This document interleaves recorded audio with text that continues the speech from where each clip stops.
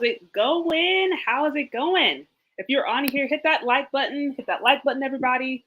Tag anybody on this conversation or share it with someone that you think may find it interesting. So I'm excited about today. This is going to be a continuation of our, wifey 101, how to be wife series. Although today we're taking a little bit of a detour, and we're going to be focusing on finances. And you guys know that finances is incredibly important when it comes to marriage. From my understanding, I think financial issues are actually one of the reasons that marriages can break apart. So it's incredibly important that people have a really solid understanding of not only how to get along with a spouse or a potential spouse or a loved one, but how to maintain that relationship and how to maintain the pocketbook. So, of course, I wanted to bring an expert on to talk about this really important topic, especially in today's economy with so much changing. So, I'm really excited to have a special guest here who is a expert on all things financial planning, and I think will have a lot to offer on this subject. So, without further ado, I'm going to bring him on, and then we're gonna get talking. Hey, how's it going? Hey, how's it going? It's going great. I'm happy to be here. Awesome. Happy to have you. Happy to have you. So, again, thank you for being here and joining me on this conversation and, in this series in general when it comes to marriage and more specifically finance, and how that impacts marriages. And Absolutely. mhm. So, well, let's just get right into the topic because Let's we have a lot go. to cover up. So, just tell the audience, can you tell people just more about yourself, who you are, what is it that you do, all that jazz. So my name is Gabriel Walters. I have a company called Steadyworth, and we help people build financial plans. So we have a financial planning framework that allows somebody to build a one-page financial plan through our course in about 54 minutes. So we make it virtually impossible for you to fail at organizing your personal financial picture. And prior to doing this, I used to work at, I've worked at a few different firms where we did financial planning, where clients would come in, they would bring a certain amount of money. The last one was they had to have a minimum of $1 million liquid assets, and we would build them a custom financial plan, build a custom investment portfolio for them, and make investment recommendations. Okay, awesome. So yeah, you said you have a financial plan that gives people the ability to basically organize their finances in less than an hour on one page. Yes. And so while I was at this last firm, we would have these people come in. And of course, the more money you have, your financial plan can get a bit more robust and require a longer plan. But what I would see is we would hand these people these 13-page packets. And after the first page, their eyes would glaze over. And I thought there Okay. has to be a better way to do this, to run these meetings. But then I thought, there's a simpler way to do financial planning as well. So I started playing with this aspect a little bit. And then I built a one-page financial planning framework that can allow somebody to build a one-page comprehensive plan in one page. But also, when I'm talking to them or when we're having coaching calls, it kind of keeps the conversation to that one page, so they don't think, oh, after we get through this, we still have another 10 pages. This is going to go on for forever. It's like, you may not want to nerd out on money. So it's like, let's make it simple so that you can get back to the stuff that you are passionate about. Absolutely. No, I totally agree. What's going on? I see these are the discussions a lot of us really need. Absolutely. These are the discussions that a lot So of us really need.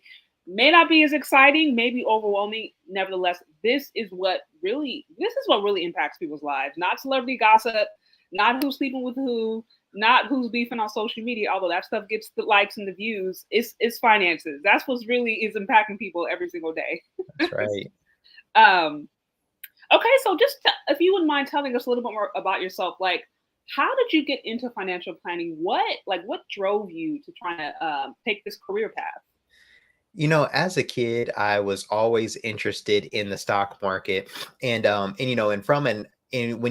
most of us think about money, and when we Google something, generally we either find something about the stock market or about a budget. So in my limited understanding, I thought, hey, I want to work as a hedge fund manager because that seemed like the sexy thing to do if you're going to work in finance. And so I worked at a fund for a little bit, and then I had a guy who was a mentor there, and he was telling me about the RIA industry and in what a financial planning was and what a CFP is. I'm a certified financial planner. That's what a CFP would be. And And so I started going down this path, and really what I was seeing is that, with where the market is, a lot of people are doing their own trading and managing a lot of their own investments, but really where the value is added, or where I believe a lot of the value is added, is in building these plans. And so, if you are a contractor and you were going to build a home, you would use a blueprint. If you're a chef and you were going to, cook some meals at a restaurant, you would have a recipe. If you're an airplane pilot and you're going to get on an airplane in San Francisco and fly it to New York, you would have a navigation map. And so all these different fields use a plan, but when it comes to people's personal money and how they're going to accomplish their goals and live the life of their dream, a lot of times people just go, "Oh, I'll figure it out," and they leave it to chance. Yeah. And so, and that's where a lot of people, tend to, kind of get into trouble. But it's like, championship teams use playbooks. So like, you need a playbook to kind of get that championship that you're trying to get to in life. Absolutely. No, I could not agree more. What's going on, Floyd Holt?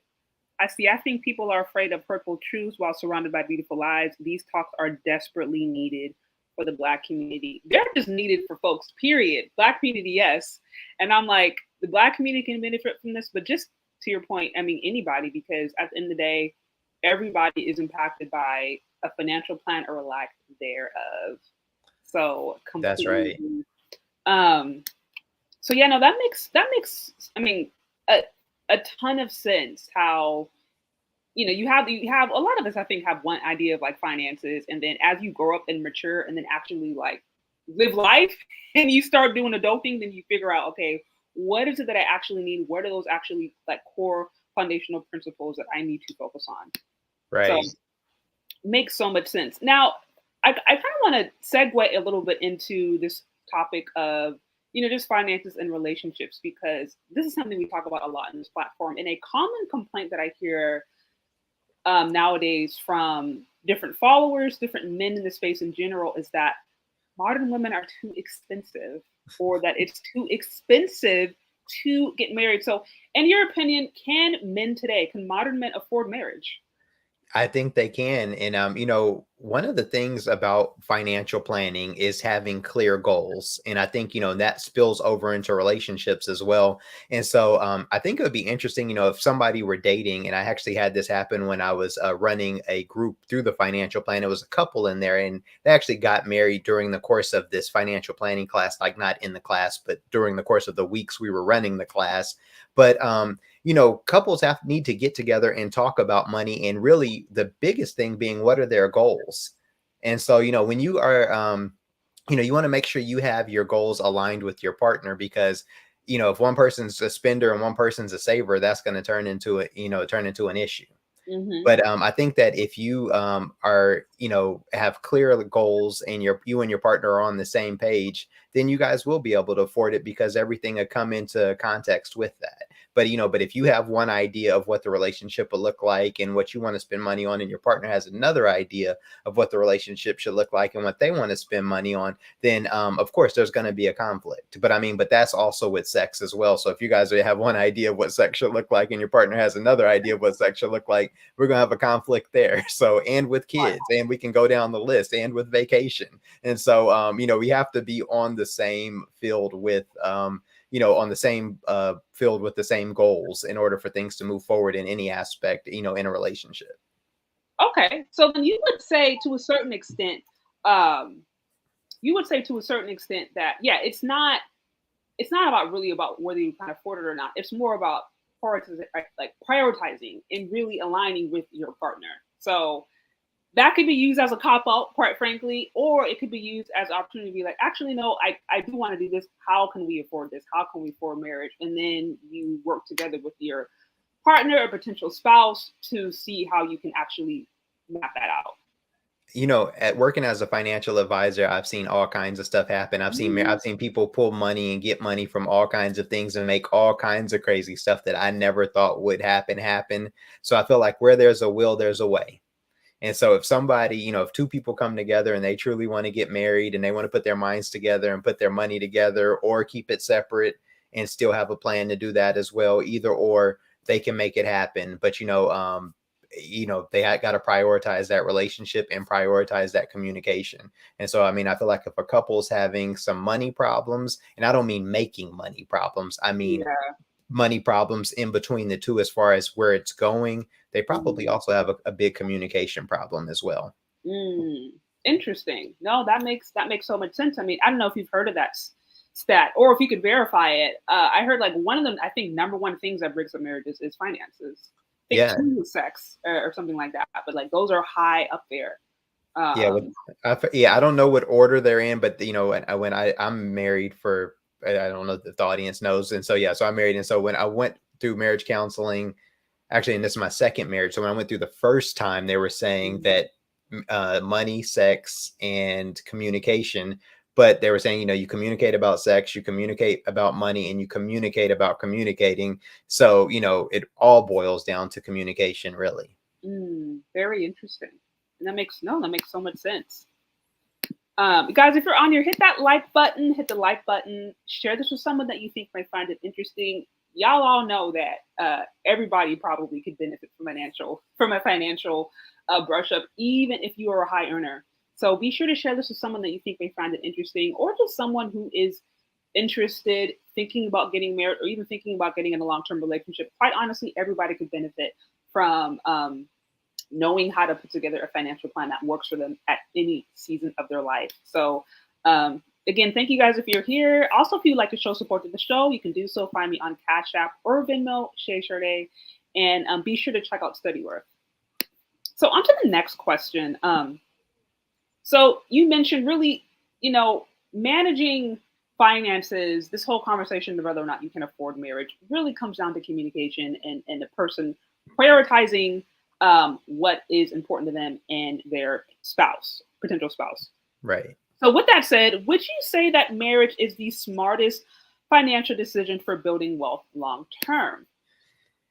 I was just on a call or I was just on something that was talking about this, and and I feel like over the course of the long term, yes. I mean, if we're living in this country, marriage does have a lot of tax advantages, and so the key part for long term is you have to stay married, because of course you can build an empire and go through a messy divorce, and then the attorneys are going to get a lot of it, and Yeah, then you guys are going to be selling stuff and going back and forth. But yes, I mean, two incomes is definitely better than one. And then of course, like if you think about it this way, let's just say two people who make the same amount of money, both for the sake of using even numbers, they both make $100,000. They're equal in the workforce. And now if you can live off of one of those incomes or just a quarter of those incomes, and you have the other income, which is just as great to save, invest, and do all the other stuff. Whereas if you just have, you need to be making twice as much as the couple to, as a couple to kind of do the same thing. right. And so, yeah, so I definitely believe it's better. I mean, then of course, there's a lot of marriage tax advantages when if you file married, filing jointly. So yeah, no, I would say it's great for building wealth as well. And I think this is something that I've talked about a lot on this platform because there's quite a bit of narrative and quite a bit of talk, especially I think to women today, telling them that like basically, you can do better by yourself. You know what I mean? You can build your own wealth. You can kind of do you, boo. Like that's kind of like that's the whole conversation. But what is really being talked about is how women actually are doing bad by themselves, especially when they have kids out of wedlock. You know what I mean? Or Right. they don't have a partner. It's like it's not to say that you can't build wealth individually, but especially if you're talking about having kids, you're trying to raise kids by yourselves, or you're just always going to have one income and that's it. Like that's completely different than, to your point, two people coming together, maybe having two incomes, or at the very least just having that support, whether it's financial, psychological, just whatever. It's different when two people are working together, just one. So and then you mentioned the tax laws, all points that I think are rarely talked about when people decide, is marriage is that good financially, or is it better for me just to remain single? Right. And so, I think that somebody can definitely build wealth by themselves. I mean, of course, and we've seen it. I mean, there's a ton of famous people. We don't need to call out any names, but we know all, we hear about them. We see them on social media who aren't married, who've built wealth by themselves. But I think, kind of hitting back to the goals thing, it's like, hey, do you want to be by yourself? Do you want to be a single mom and or a single dad, or have the baby mama drama? Or would you prefer to be in a relationship, where you're building family, building community, and kind of going with the family structure? And it's like, and if you are kind of can get on that same field with that person, where you guys are agreeing about stuff, then, it'd be simple. I mean, I got married a year ago, November. So we're kind of like 11 months in on this one. And this is my second one. Thank you. And this is the second and final. We're going to make it happen. But, Yeah. but hey, one thing I can say, and one thing that definitely attracted me to my current wife, is that we have great communication. I mean, we communicate all the time. We're talking a lot. And, and if there's a disagreement, it's not like there's a disagreement and we just kind of walk away. There's a disagreement and, and we get to what is the root cause. Because, I know that in order for us to be successful in our relationship and financially and possibly being future parents at some point, we have to be good at communicating, and just for us to, have a peaceful home as well. So I think that that's really important. And, because even if you take out the romantic aspect of it, think about a boss you've worked with or a coworker you've worked with. If you guys can't communicate or can't vibe, and you have to go to that job, or even if you're working from home and you got to get on Zoom meetings with them, I mean, it's not a comfortable, not a comfortable thing to have to communicate with people who you don't really get along with. So you for sure don't want to have to live with one. So you want to hopefully be communicating, living with, and loving on somebody you can get along with well, Facts. That's total facts. Like I said, communication. And it's so interesting, like off the top, I wouldn't really put finances and communication as like together, but it's like, yeah, of course, when you are working together with another person in a marriage, like communication is crucial as far as really having a healthy financial plan. Because like, if you're thinking it's a time to save and your spouse is thinking it's a time to invest, it's like y'all on two different pages, Right. So Right. When you think about the oldest form of communication, one of the oldest forms of communication is story, which is, telling story.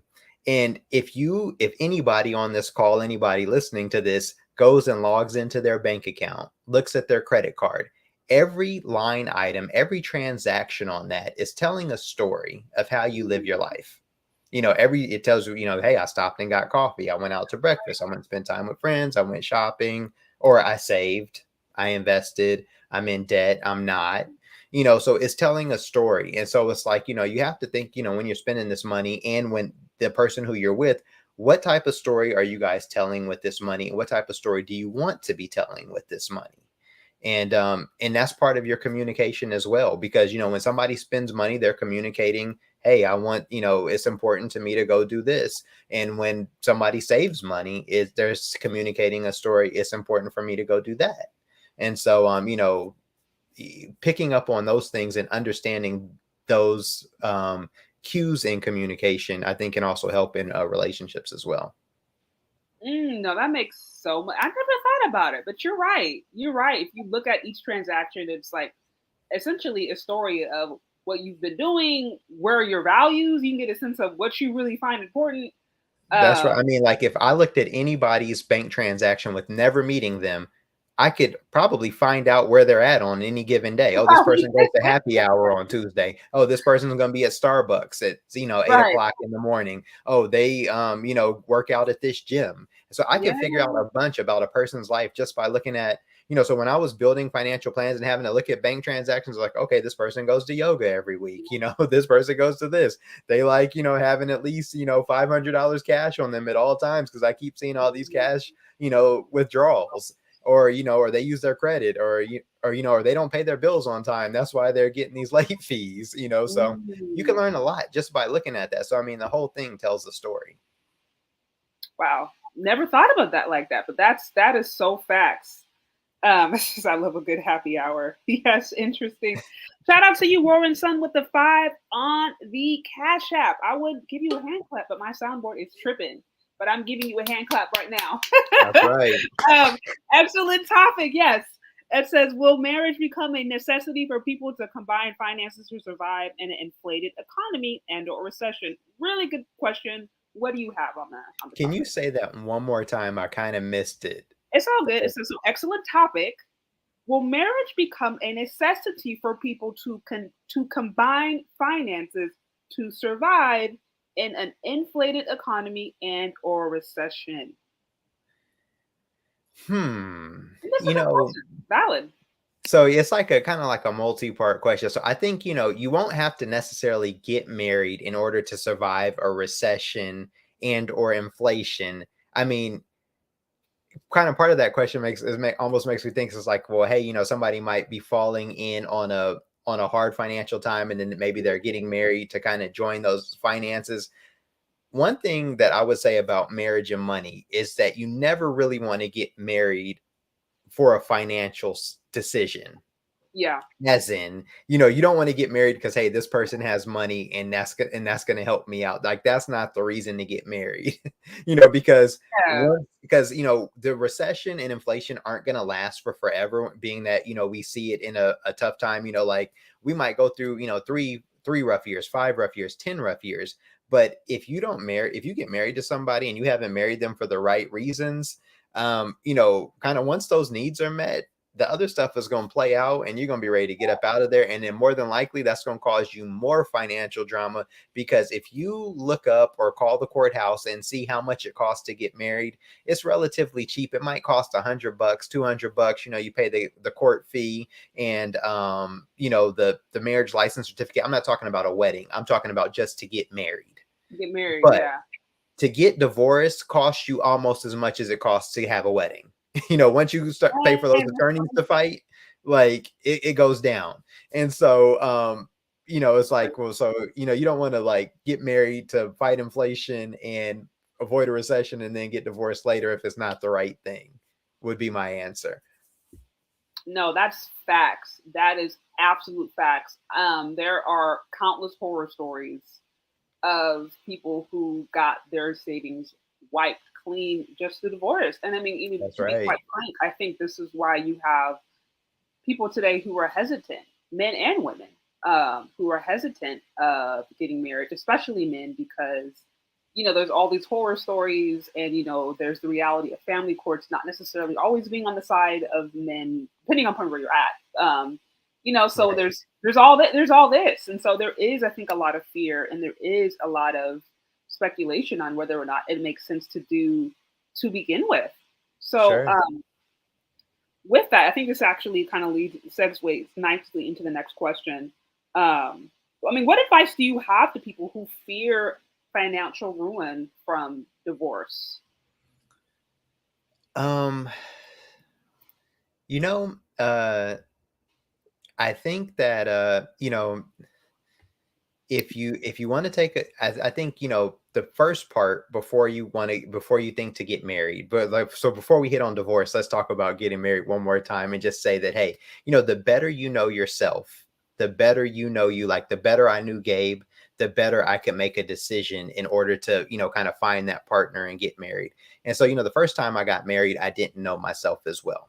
Hmm. And so, I was much younger. I'm about to be 39. I was 25 at the time. So it was about 15 Hmm. years ago.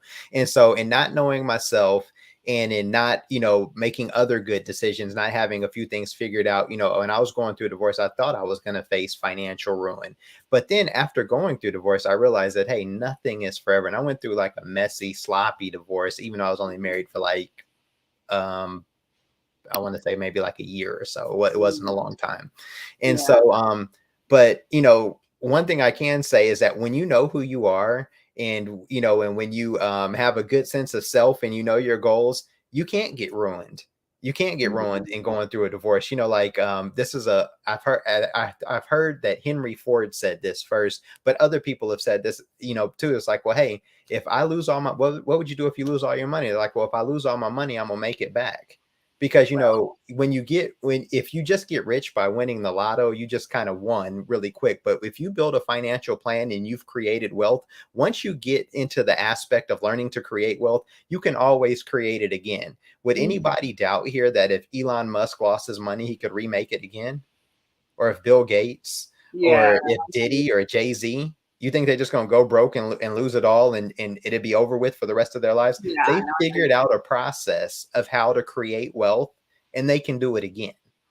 And so at that point, getting a divorce won't bother you at all. What I can say is that, and kind of in going through divorces, if you hold on to things like, we got into an aspect where we were arguing over the engagement ring because I owed some money on it, and then we are going to court about it and all of this and that.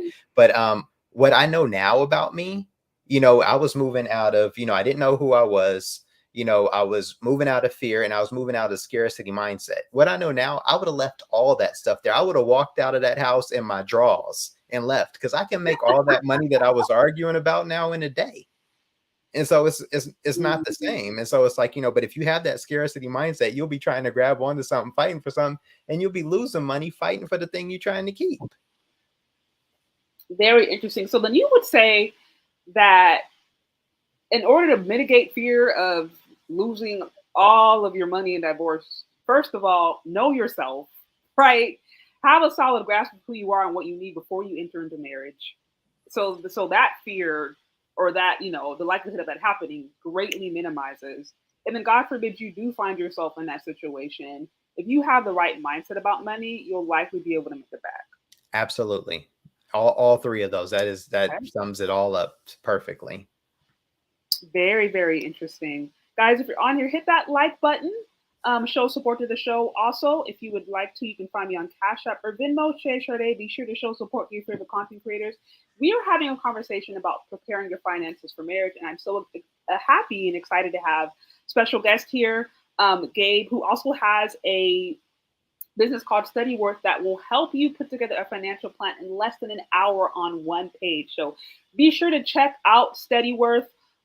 If you guys are interested in learning more about some of the different financial products, I do have a code running right now where you can get a special discount. I have it actually at the below on the banner. I think it's Shay Sade 22. So check it out. Go to his website. All the links to social media and the website are in the description box of this video. So be sure to show some support. Okay, on to the next question. Oh, I think I have one right over here. What is your opinion on women that marry based on zodiac signs? I think a lot of women miss out on great prospects. And now, I don't know what zodiac signs have to do with finance. Although, if you would like to answer that, you're more than welcome to. Otherwise, I can leave that to another life. Well, I just, but I think it's like, it kind of is touching on the goals thing. Like, say somebody is like, yo, I want to marry a Scorpio, and I got to call out Scorpios because Scorpio's in the building, and it's about to be Scorpio season out here, October 28th, right? But so I just have to call that out, right? But but if that's your goal, then you're like, in your mind, you're like, oh, Scorpios think like this. Oh, they do this. Oh, they're a freak, or oh this, or oh that. And so then you're going to be into it. So you've accomplished one of your goals. So it might just work for you. You know what I mean? So you're saying if your goal is to marry based upon a zodiac sign, and you get I'm just saying, like, if, like, imagine, like, if I'm just calling out a zodiac sign, say your goal is to marry a guy who's in a motorcycle club.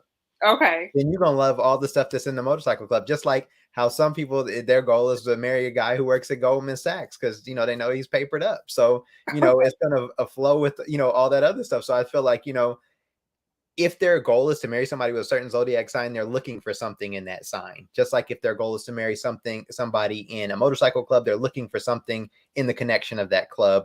Or somebody at Goldman Sachs, they're looking for somebody in connection with that type of job. Okay. So really it goes back down to your individual goals and desires and really what you need. That's what that's my thought. Okay. Valid thought. And now I'm not I'm an expert on finances, not relationships here. So just saying, I got to throw out my disclaimers. You know what I'm saying? So, right.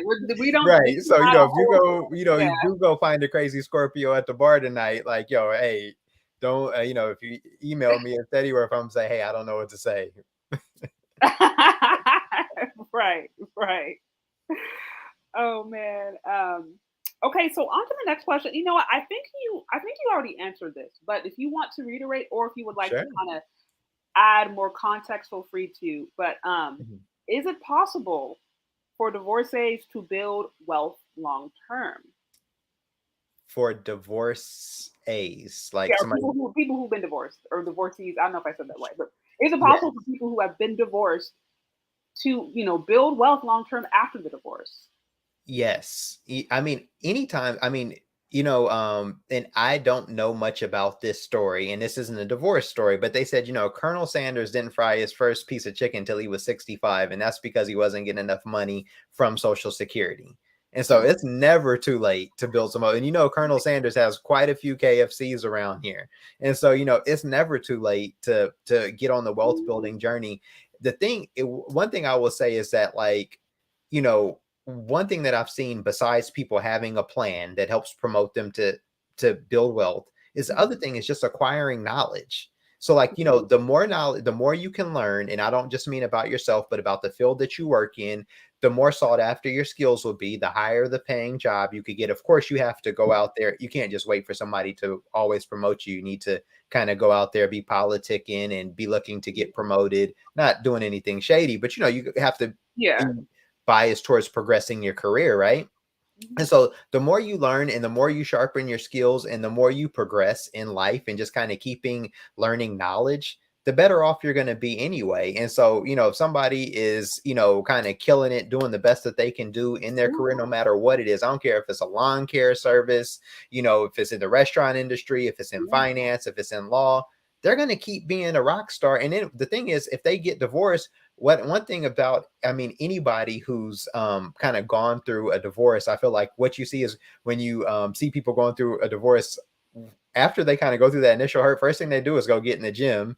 They bring in sexy back, then they focus on their work and they getting their paper all the way up. So it's like, yeah, you're gonna be able to build long-term wealth for sure. You're probably gonna have more money then, and then it's only gonna be you and your money at that point. So you'll get just as much, if not more than likely. Okay. So you would say, yeah. So it is definitely to try to get all the fear mongering out there. It is Get it out. definitely too possible to build wealth even after divorce. Of course, no one wishes for that and no one desires that, but it is not a death sentence financially. No, you can bounce back for sure. All right. Y'all heard it from the expert. And So we love a good comeback story. yeah, no, it is possible. Again, it's like nobody ever wishes that, but sometimes life happens. So That's right. okay, so what are common financial mistakes couples tend to make when getting married? I don't know if anything that you've noticed over the years of just, common mistakes, most likely mistakes, things like that. Well, of course, I'm gonna just I got to touch on the first one is the goals. First, of course, you guys got to have the goals, and I know Okay. you guys have heard me say that a million times, so I'm not gonna go deep on that. I'm gonna leave that right there. But I just gotta say, number one, when you guys have the same goals, you guys are going in the same direction. Mm-hmm. That's important.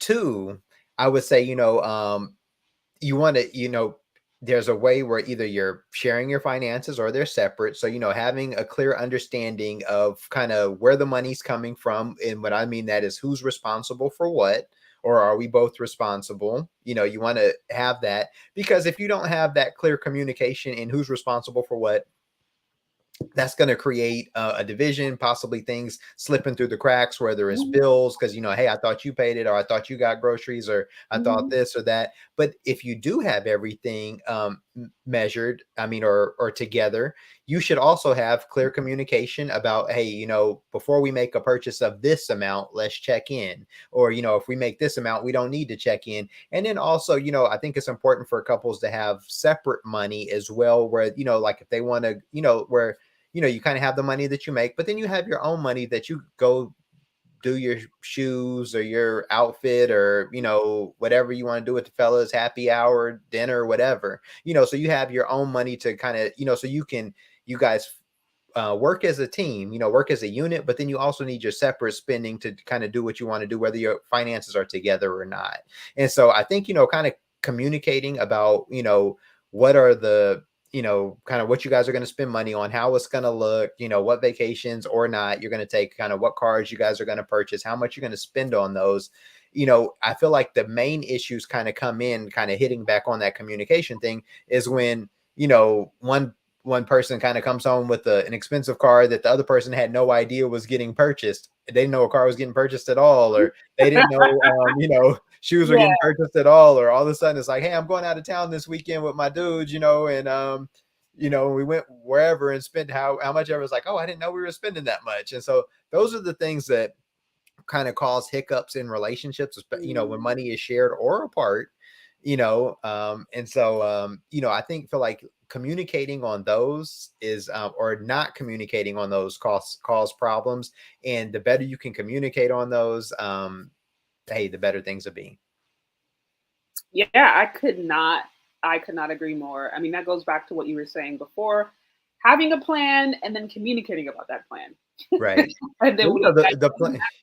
Yeah, the plan's a living document. So it's like, you're kind of, if you think about it like a map, if we put in, say, hey, we're gonna go to XYZ restaurant, the GPS is talking to us each step of the way. It doesn't Mm, just talk to us when we get there. It's, hey, turn here and 300 feet, do this. That's what your plan is doing for you too. It's telling you, hey, turn here, stop here, don't spend here. And so it's like, you have to constantly be checking in with what your plan is doing, and you're checking in with what your partner is doing, because it's not just you. It's kind of like a team sport at this point. no, that makes so much sense. That makes so much sense. I mean, communication is key in so many aspects of relationships and marriage, finances being one of them, obviously. Right. So, what advice do you have to people? Oh no, I think actually not. Sorry, I think we already did this one. So let me skip that question. Um, what would you say is one financial tip that everyone should start implementing today? You probably touched upon this, but it is never. You can never reiterate too much. Sure. Um, Man, there's a few, and I can hit on a few quick. I was going to say, the biggest one, the most important one, is to get your goals clear. So in the financial planning course that I teach, I run people through a goals exercise where I have them take a pack of flashcards, and I have them write one flashcard on one goal on each flashcard, and then 1 to 2 or 2 to 3 action steps on the back of each act of flashcard that will help them get to that goal. And Mm, so what you'll see when you write out a bunch of financial goals is all goals require two things, income and action. And so mm, if income is limited, if you don't have unlimited income, then you have to prioritize what you want to do first. And so that's why I have them put do one goal per flashcard, and then put them in order of importance, so you can know what's the most important to you. mm. So I would say get very clear on what's the most important to you and go after that, because I see a lot of people putting a little money here, a little money there, kind of going after this, going after that, and they don't really accomplish the things that they really want to accomplish, because they're not really focused in on what that thing is. And so, for instance, like as I mentioned, I'm newly married. My wife and I, we really love the beach. We recently moved to Miami. As a kid, I watched a ton of Miami Vice. I've always wanted to live here. And so, that was one of my goals, and she bought into it. She loves the beach. She came. And so, in theory, we're living the dream, right? But one thing about having a goal is, a goal isn't just about what you want to accomplish. It's also what you're willing to say no to. And Mm.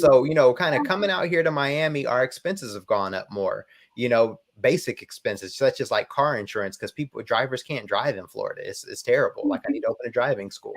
But, so like, we're spending money in other things. Our housing expenses have gone up, food expenses have gone up, but, we're willing to cut back. And, we haven't traveled a lot this summer, but we're doing that trade-off because we want to be closer to the beach and kind of live this Miami dream. And so, Mm. so having that goal, you're kind of going after one thing, and then it says, hey, you know what, I'm going to say no to these other things too. And Okay. so by getting clear on what those things were, I'm able to appreciate that one thing, or those 2 things, 3 things, but I'm also able to say, hey, you know what, I don't need that right now. That makes sense.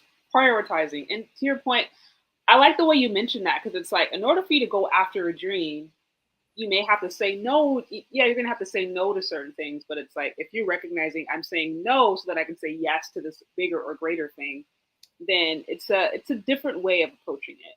Right. And I mean, and anybody who's worked out with a personal trainer before has done it. I mean, like I feel like that's an example that we can all resonate with. I mean, I'm still working on getting my six pack here. And I would like to get one before I'm 40 and be 39 later on next month. But if you commit to the six pack, generally, unless you're just naturally have low body fat, you're saying you're not eating cookies late at night or pasta. Like Yeah. that's what's happening. And so like if you're going after that goal, if you're going after beach body goals, you're giving up fat kid goals, and You are definitely giving up. right. And there's a fat kid that lives inside of me for real, for real. And Oh, so it's like, hey, you kind of I was have a fat both. kid, so I identify. Right. And so it's like, if you are, kind of like, when you get on that wealth building journey where you're like, hey, I'm on stack. Well, then there's times where you're like, you know what, I'm missing happy hour. I'm missing the kick it. I don't want to go on, the weekend trip to Vegas or Cabo because I'd rather stack and just see my money grow. And there's nothing wrong with that. Just like, because you'll be happy to see that extra whatever amount is in your account. And, and you'll be happy to take your shirt off and see your six pack too. Yeah, no, that is so facts. I mean, to your point, yeah, it applies to every and all other areas of our life, right? Where it's diet, exercise, physical goals, career. It's like you're gonna have to make some decisions and you're gonna have to make some sacrifices. It just is what it is. Finances is no different. It isn't just magically, you can't just manifest your finances into a good healthy plan. You got to actually apply it. That's right. Okay, so let me see. So I think this is the last question I have for you, and then if you have any other things you want to talk about, or if we have time, we may be able to open up, take a question or two on the phone line. But so I mean, what would you say? You started off by just giving us a brief summary of your background and really what inspired you to get into just not only financial planning but launching your own business, SteadyWorth. What is unique about your company, and where is the best place for people to reach you? So we are on all platforms at SteadyWorth, most active on Instagram, but about to be getting more active again on YouTube. And our website is steadyworth.com. And if you search us in a Google search, SteadyWorth is all one word. So that's important. Not steady space worth, but SteadyWorth. It's a steady worth, like what your finances are going to look like after you start working with us. You're going to have a steady worth. Yeah. Right. And so the other question is what is unique about the company, right? Mm-hmm. Yeah. And so, when I was working with the marketing company, when I was working with the marketing company, they asked me this question. They said, if your business were a car, what type of car would it be? And I said, and I thought about that question long and hard. And I thought, you know what? If my business were a car, I'd want it to be a Toyota Camry because, I want it to be dependable, affordable, approachable, and used by both men and women. And I mean, if you've seen Toyota Camry drivers, it's all of the above of what I just mentioned. And that's what, I've designed SteadyWorth to be that way with the marketing, the branding, the colors, but also the usability. Like when somebody logs in for a course or is using it, there's not a bunch of like financial planning jargon. I don't use anything or any like financial terms that somebody might be using in like what we may use at my job when I'm talking to another colleague. Everything is built in a way that is simple and easy to understand and made so it's comfortable and approachable because, most people get a lot of people, not most, but a lot of people get intimidated by money or needing to have a plan, or they think, oh, I have to have a lot of money. Like you don't need to have a lot of money to have a financial plan. But if you want to have a lot of money, you need to have a financial plan. And so it's like, and so I want to make it approachable, finance approachable, make planning fun. It's a lifestyle, just like all of the other stuff that we do. And so I would say that that's the unique part. And also, I'm not building the plan. I'm putting the tools in your hands to build the plan. So I provide the framework, I provide the courses, I provide the coaching, but you're on the field actually running the plays. And so, and that's because I feel like if you're going to get to a point for people who are really building sustained wealth, they're on the field running the plays. They understand, the different financial implications of the decisions that they are making. And so, and that is my goal, is for the people that I work with, for them to understand those things, for them to understand, hey, I need to know more than just if I owed in taxes or if I got a refund. I need to know how much I'm paying in taxes, because taxes is a bill. It's a reoccurring subscription to the government. If you didn't know. Yeah. It comes out your check every couple of weeks, every couple of months. Even if you own a business, you're writing, a quarterly tax estimate. So it's like, hey, know that that's a bill, know how to, work with that bill, know how to go after that goals, know how to build that budget, know how to think about insurance and estate planning. And so it's not just one aspect. I haven't found one framework that does comprehensive financial planning, which goes over all parts of a plan, which is income, debt, goals, assets, your budget, insurance, taxes, estate planning, and how much you're saving. And so I would say that that's really unique, to be able to get through all of this in less than an hour and have a solid financial plan and an action sheet. Steadyworth.com. Let's go. That's awesome. Well, you guys, you heard him. Be sure to check out his website, social media, all of the information. Again, he can help you put together a financial plan in one page in under an hour. So you won't be overwhelmed when having to take all these hour and day long courses. I mean, you can get, an hour, I think anybody can, spare an hour. So be sure to check it out. Also, I have a special code running right now, Shay 22. So if you go there and use the code, you'll be able to get a discount. And that's the last question I have. So if any of you guys hanging out have any questions, we do have a few minutes if you would like to call him and ask him specific questions regarding finances or relationships. Just try to keep it on topic for the most part. So if any of you guys have questions, feel free to do so. I do have the call line up. So feel free to hop on. What's going on, DOD? Yeah, say peace. Good to see you. So you guys, so let me know, like, what I'm gonna do is I'll do like a quick little mini break, just because I want to get some water. So do a quick little mini break, guys. And again, if you guys want to call in, feel free to do so, and we'll go from there. Okay.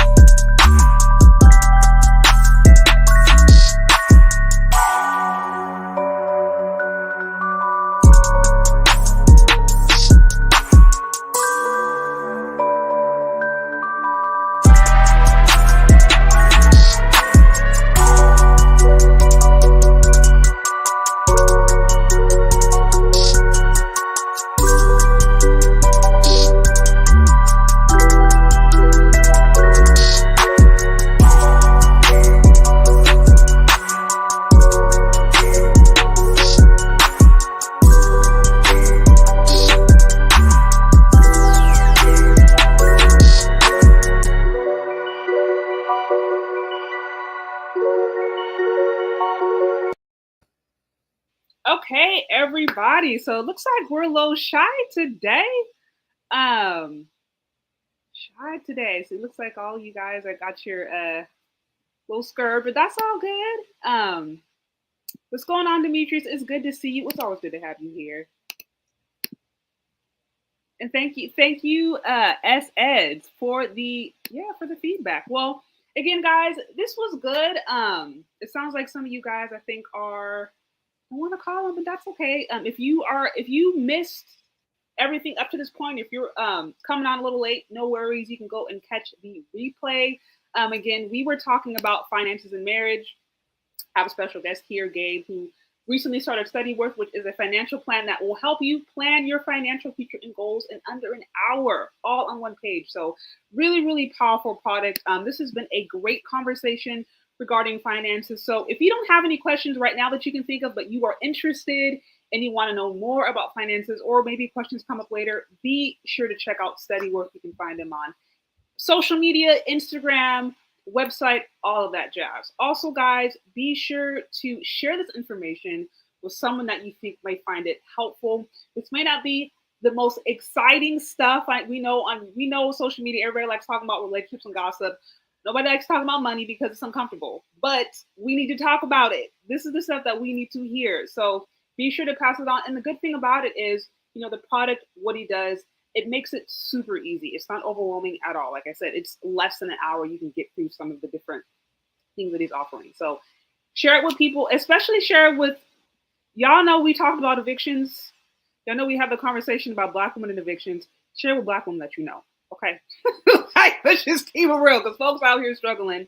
And let's not be prideful about this. Let's be honest. Let's have a moment of truth and pass this along to anyone that you think may find it useful.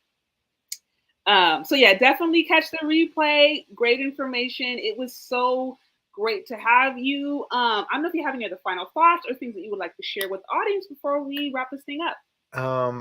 In closing, I would say, one big thing is that, riches can be won, but wealth has to be maintained. And I feel like, in the society, kind of growing up in rap, growing up and seeing basketball players and athletes, we see a lot of people come into money really quickly and they exit that money just as quick as they come into it.